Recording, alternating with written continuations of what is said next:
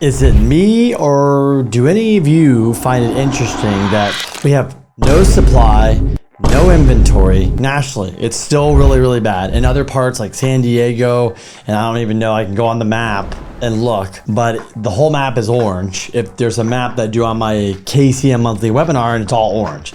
And typically it should be blue or darker blue. So the darker blue we go, the more inventory we have. The lighter blue is worse, then we get to orange, it's worse. And so we're back in the orange, we were in the blue. With that being said, I don't really understand how the government knows there's no inventory, and so their solution to solve housing problems is, hey, why don't we give you a tax credit to go buy a house? Does that make any sense to anybody? Because I don't really understand it. All we need you to do is lower the interest rates. Let's get the rates down to 6%. Reduce the spread from the 10-year to 30-year, or just start cutting rates, but get rates down to 6%. Incentivizing people to go buy houses is actually not what we need right now. We don't have a house buying problem.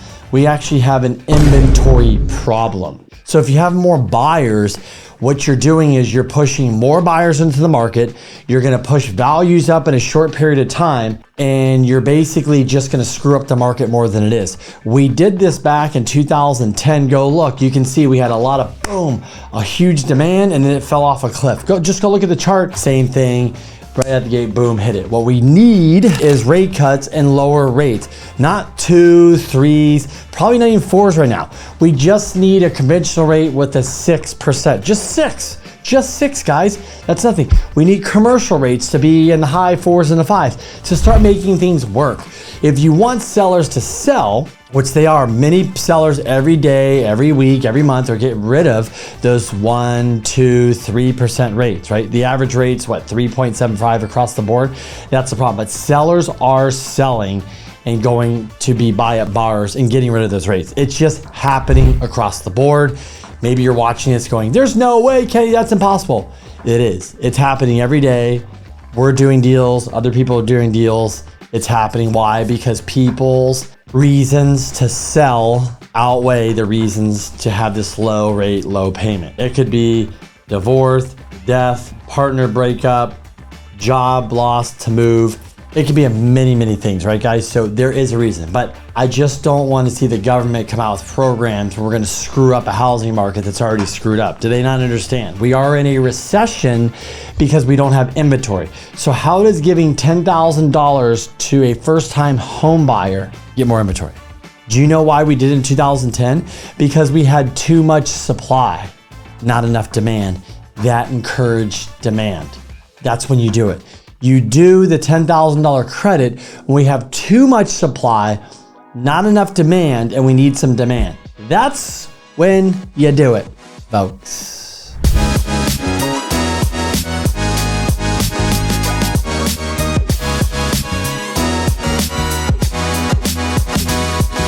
Welcome back to another episode, another week of The Brief. That was my rant. It wasn't so long. I tried to shorten it up. It wasn't bad, right? It wasn't terrible.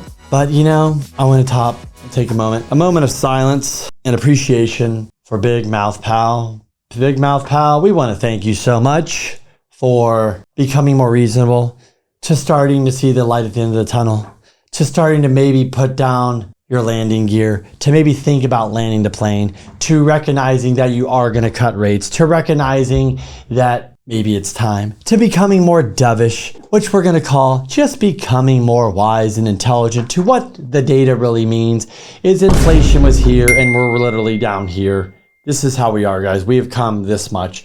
So Mr. Powell, I think we're doing okay. I think if you rate cut, I don't think you're going to regret that decision. Even if something did happen, I think we'll do just fine and we'll get through it. Because you know, and I know, outside of 1 to 4 residential mortgage rates, outside of business debt, credit card debt, home equity lines of credit, commercial rates, the commercial market's deteriorating at a rapid pace, you have a thing called $17 trillion that needs to be refinanced. And that is really where the problem lies. Because if we don't address that, or when we address that, just to refinance that debt load is going to cost us in monthly and yearly, what is it, $1 trillion to fund that? Is that what it is? I mean, should we just take a look? I mean, I don't even know what the rate is here. I'm going to go on the handy dandy calculator live on the brief, folks. And yes, by the way, if you want to know your calculator, if you switch it sideways, you can go longer numbers if you guys didn't know. So 17 trillion. I can even add up the number. We've got billion, trillion. Oh, wow. Let's see. 1,000, 100 million, 100 billion. Did I do that right? Let's see. Okay, 170,000, 1.7 million, 17 million, 107 million, 1.7 billion, 17 billion, 170 million. I think this is it. Times 5.5% equals $1 trillion at 5.5%. If that's what they refi, it is $1 trillion, folks, that has to come out of our annual budget. And by the way, the 1 trillion just slice off of a 4.4 trillion. That's what we make. So 4.4, now we're down to 3.4 trillion. And let me just tell you, 3.4 trillion ain't gonna pay the bills. So we will have a problem. So he has a massive problem that he has to solve quickly. If not, oh, we're just gonna tax people to pay this crazy interest. I don't think that is gonna happen. But anyways, welcome back to the brief. It's another episode, another week with your one and only Kenny Simpson. If it's your first time here, welcome, welcome. Sorry if I scared you in the beginning there. I promise it only gets funner as you watch. But if this is your 10th, 20th, 30th, I don't know how many times I've done this, I should probably count 100 time back. I think I've probably done this 100 times, maybe more. Welcome back, and thanks for continuing to listen. And I will try to bring some entertainment. I will try to provide some data and some intelligence and some wisdom, and we will try to solve some problems here, folks, because today we're definitely going to go with some interesting stuff. But before I get into that, if for you first-time watchers, listeners, my name I mentioned is Kenny Simpson. If I can help you, please reach out. I focus on 1 to 4 unit financing. That's my pitch. I'm moving on. So what we always get into, whatever we get into, everybody, is inventory. How are we looking nationally? Last week, 507,000 and change. This week, I have good, exciting news. 512,759. We're going up. We went up 7,000. We're going up about 5,000 or 6,000. We are making moves. We are adding inventory. Unfortunately, that's nationally, because here in San Diego, Ron Burgundy, new listings is 540,000, listings sold 385, and all listings 2,994. New listings is an even, listings sold is not very good. It's about an even, and then all new listings were only up like 50. So not great, guys. Here in San Diego, we're getting punished. That $10,000 first-time buyer, that is not what we need here. We do not need that here. Stop, whatever you say. Do not give us that. It's going to be a problem. So look, we have a dovish Fed. Let's go over the week. How are interest rates? What's going on? We have a dovish Fed now. Will they remain dovish? We have more Fed officials talking this week. Boy, they scare me. They make me nervous because they start saying all this stuff. But we know where Jerome Powell stands, even if they're all over the place. We know he's dovish. We know he's going to cut. He says 3 times at 25 base points. Each, is it 51, 25, 1, 75? We don't know. He's going to probably cut from 75 to 150 base points. We're just making guesses. So we like what he said. Talked about a lot of different things. Not going to get into it here. But look, we're liking his tone. We're liking his messaging. And we're going to keep eyeing our prize on a June cut. Would it come sooner? I don't think so, but you never know. What happens when what happens when a rate cut comes? The good news is I will come on here. We'll have a party. We'll have a celebration. Maybe I'll give you a toast. I don't really know what we'll do. Maybe I'll dance for you guys. I just don't know. But what I do know is that the conversation is going to change. We're not going to sit here and wonder, is he going to hike? Is he going to cut this? It will go from he cut. Now, what does that mean psychologically from the 2 years here and here for everybody? It's huge because now we can start coming down the mountain. Is he going to cut 1 more, 2 more, 3? It doesn't matter. He did the cut. He's officially pivoted at that point, the biggest pivot of all. When he went from buying treasuries, cutting rates to stop cutting rates, that's not a pivot. When he went from doing, that's a pivot. But I'm talking the big pivots. The big pivots are, I'm hiking rates. First hike, huge pivot, even though he keeps going. Stopped hiking. It's a pivot, but it's not the big pivot. The big monumental pivot is boom, done, finito. We're done cutting. We're done hiking officially. We're done talking about it. Now we're going to cut rates. Could they ever raise rates again in the future? Absolutely. Things change, folks. We're in a fluid economy. We're in a moving economy. We don't know.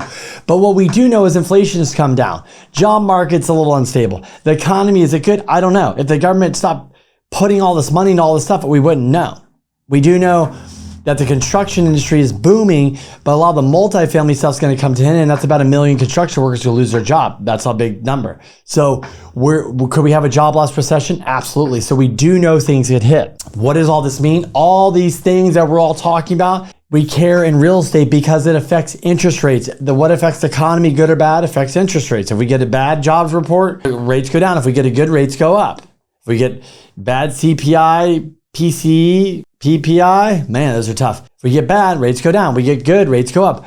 If we get a hawkish Fed, not good for rates. We get a dovish Fed, good for rates. We get a rate cut, good for rates.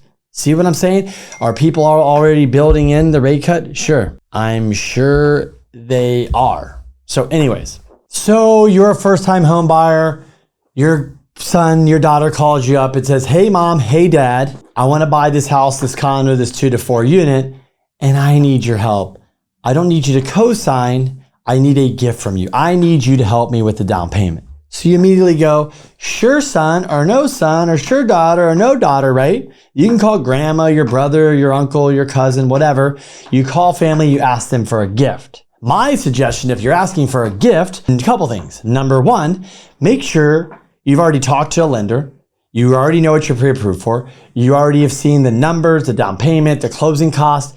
You have an idea if you're going to buy a house, a house, a condo, or a 2 to 4 unit. That's number one. Number two, make sure you understand what is your payment. How much money is it going to be for the closing costs? How much money is it going to need to put down?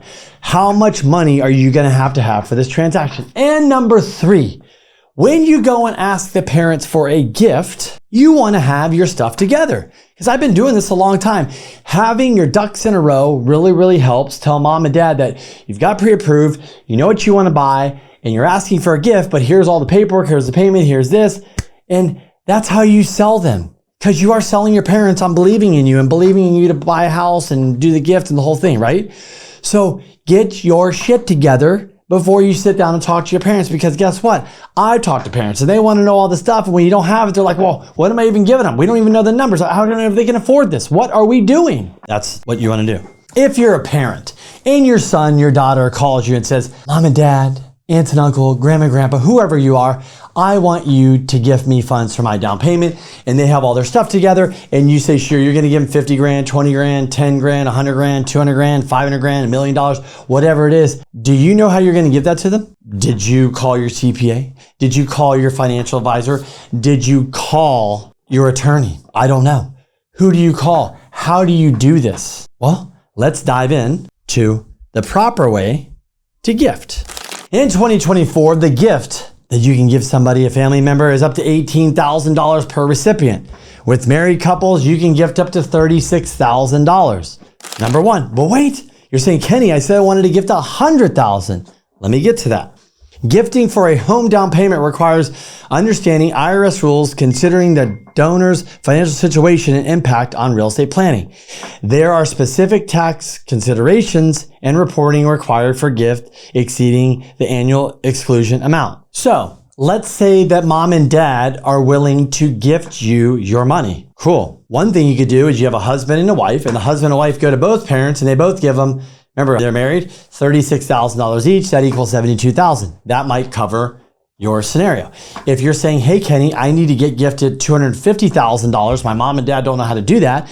Do you have any suggestions? Well, sure. Number one, they should definitely be calling their CPA right away. I would probably, if you have a financial advisor, get them both involved just to make sure what accounts, where you're going to come from. Is it coming from your IRA, your 401k, your stocks, your savings, your checking, annuity, life insurance plan? Look, I'm listing stuff. You might go, Kenny, we're not going to take care of there. But call your CPA, call your financial advisor, number one. Number two, you also know that lifetime gift and estate tax exemptions. Let's read about it. The current U.S. transfer tax rules allow each individual to make lifetime gifts and request at the death up to basic exclusion amount. Without gift or estate tax in 2024, these amounts are set at a whopping $13,000,000.61. So if you want to give $1 million, $500,000, $300,000, what you would do over that, your CPA would most likely, your financial advisor or some type of tax attorney was probably going to say, hey, we're going to have to give it towards the lifetime gift, that exemption. We have clients do it all the time. That is one way you could do that. If you make a gift that is larger than the annual exclusion, you are required to report the gift by filing IRS Form 709 at the same time your individual tax return, even if you will not owe gift taxes on the gift because you have not used up your 13.61 million lifetime exemption. You're still required to file the Form 709. The IRS will use your 409 to track your total gifts to your lifetime. If your gifts eventually reach the lifetime exemption limit, you would then be required to pay gift taxes on gifts greater than that exclusion. So let me give you the best way to now gift your child the money. Are you going to give your child a bag of cash? Are you going to wire the funds into your daughter or your son's account? Are you going to, number 3, wire the money into escrow? Ding, ding, ding, ding, ding. Yes. And why do you want to do that? Number 1, we're not going to take a bag of cash you just got deposited your daughter's account or your son's account.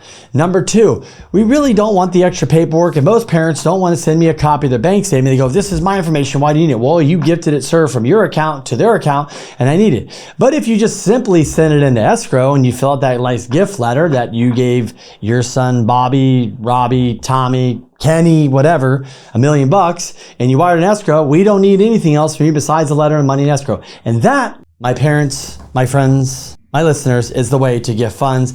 That's how the IRS is going to look at it. And if you want more information on this, do not call me. Call your CPA, your financial planner, or a tax accountant, attorney, whatever you may call it. But if you are looking to get pre-qualified and talk more about gifting, can you get qualified and all that, obviously reach out to me.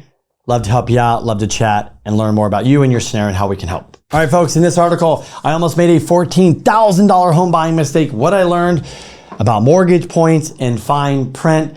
Let's go to the article. This lovely couple bought their first home in 2022 during the hot summer seller's market. It was smooth sailing until it wasn't. We trusted recommendations from friends and family for our mortgage lender and real estate agent. We asked dozens of questions. How does the home buying process work? How much are we approved for? How much is a monthly payment? And finally, how much money do we need for closing costs? Based on the home's price, 30-year fixed rate, we budgeted to $18,000 in closing costs. Home buyers generally estimate anywhere from 1 to 6% of the total annual loan amount.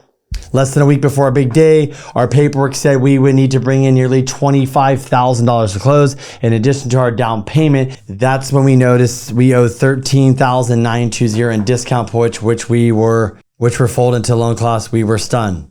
Along the way, our mortgage lender had mentioned discount points, but we hadn't realized that discount meant we were buying the lower interest rate and we'd have to pay more money at closing. What was the lesson learned in this? Let's see here. Let's go through what questions you should ask and how to avoid this to put yourself in a bad situation. Number 1, what is the loan amount? Number 2, what is the rate? Number 3, check out the payment, PITIMIHOA, whatever it is. Number 4, does this rate include points, buy down points, discount points? If so, how many points and who's getting what? Also, is this fixed or adjustable rate mortgage? And finally, what are the total closing cost fees and how much do I have to come in with? That is the number, folks, you want to know before you buy a house. What could change? Prepaid interest, rates and fees, because rates change daily. What else could change? Depending on what title and escrow you go to, their fees are all the same. So if you get something locked in though and the rates change, the loan officer should be able to describe that to you. So just make sure you get all the documentation up front, you get your questions answered. If you are in the middle of a refi or a purchase and you did notice maybe there's some fee you don't like or you're not sure if you get a good deal, you can go ahead and send me your loan estimate. I'd love to do a free LE review and tell you if you are getting a good deal. And last but not least, folks, you have the right to shop and go to different lenders, banks, credit unions, mortgage brokers, whatever you want, and make sure you're getting a good deal for you and your family. And just to mention the NAR lawsuit. So for you first-time home buyers, you might be freaking out going, what does this mean for me? I don't really understand this. So does that mean I have to pay the buyer's agent? The seller's going to pay them. I have to pay higher. I can negotiate. Look, we don't know how the laws are, but it's simple. If you're a buyer and you're going to buy a property, yes, you have to get in a contract with a buyer's agent, or you can have the seller's agent represent you. yes, you can negotiate, and you always been able to negotiate your commissions. And 3 is yes, you could possibly have to pay out of your pocket now because that listing agent or that seller said we are not going to pay for your closing costs or pay commissions. My seller has too many offers and you might have to do that. So what does that look like? Has anybody else been doing this? In the state of Washington, they've been doing this.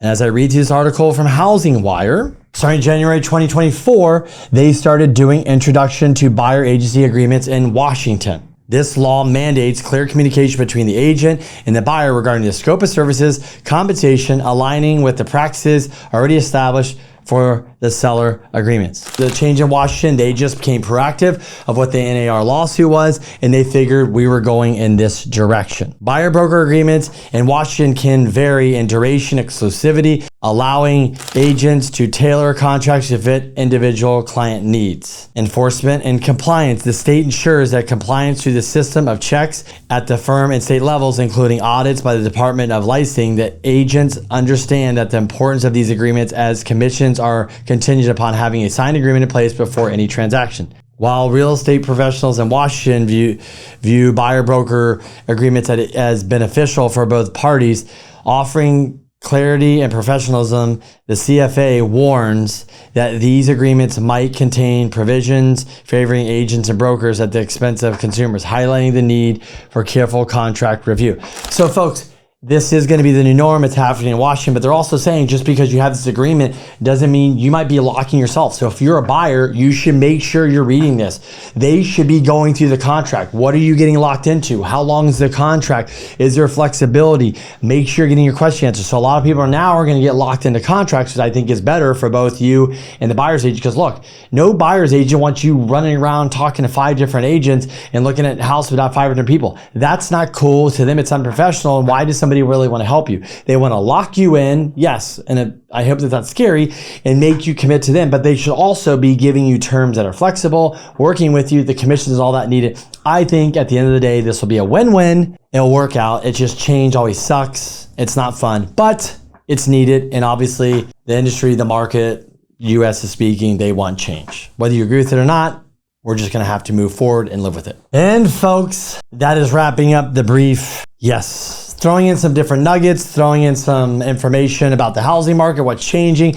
Look, I'm getting a lot of information from clients. How do I gift, right? What's going on in the housing market? How are we going to do the NAR laws? What to look for if you're a first-time home buyer or you're just in general, like about checking the information on the loan quote, things like that. If you've never read one, you have questions about the stuff, reach out to me. I'm here to help. Thanks for watching. Until next week, we'll continue to watch the news, the data, the rates, and all that good stuff. And I look forward to seeing you guys and talking to you very, very soon. Brokers at the expense of consumers, highlighting the need for careful contract review. So folks, this is going to be the new norm. It's happening in Washington, but they're also saying just because you have this agreement doesn't mean you might be locking yourself. So if you're a buyer, you should make sure you're reading this. They should be going through the contract. What are you getting locked into? How long is the contract? Is there flexibility? Make sure you're getting your question answered. So a lot of people are going to get locked into contracts, which I think is better for both you and the buyer's agent. Because look, no buyer's agent wants you running around talking to 5 different agents and looking at a house without 500 people. That's not cool. To them, it's unprofessional. And why does somebody really want to help you?